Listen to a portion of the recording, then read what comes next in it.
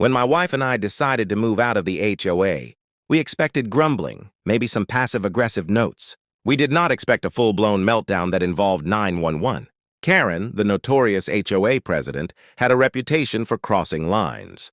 She liked enforcing rules that didn't exist, showing up uninvited, and pretending she had authority over everyone who lived near her little subdivision. But moving out? That was apparently a personal insult. The morning we signed the papers officially removing ourselves from the HOA, Karen appeared on our porch in a neon blazer, clipboard in hand. "You can't just leave," she shouted. "I'm calling the police if you don't comply with HOA regulations." My wife calmly raised an eyebrow. "We're leaving. Your HOA has no claim over us." Karen stomped to her car and dialed 911. Minutes later, my wife's phone rang, caller ID, the local dispatch. I watched as Karen waved frantically, pointing at our house. "Send officers immediately.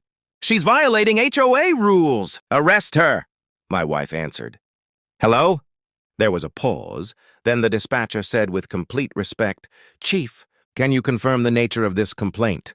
Karen froze. She's refusing HOA rules." The dispatcher's tone didn't change. "Chief, are you aware this property is no longer under HOA jurisdiction?" Karen's mouth opened and closed like a fish. I didn't. Yes, but..." My wife leaned back, smirking. "Chief?" she repeated. The dispatcher continued. "Ma'am, as the state police director, you're well aware of the law. There is no criminal violation here. No arrest is warranted." Karen's face turned red and she dropped the phone. The dispatcher politely ended the call, and within minutes, 2 officers arrived, one of them saluting my wife. Karen stammered, trying to assert authority. You can't do this!" The officer shook his head. "Ma'am, she's in her rights. You've been warned." Karen turned and stormed back to her car, defeated.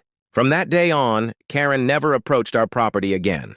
She had learned the hard way that when someone in the HOA calls the law, and that someone runs the law, there's no bluffing, no intimidation, no shortcut to control. We moved out peacefully, my wife smiling at the porch where Karen had once yelled. Some lessons are learned the hard way and some are just painful to the ego.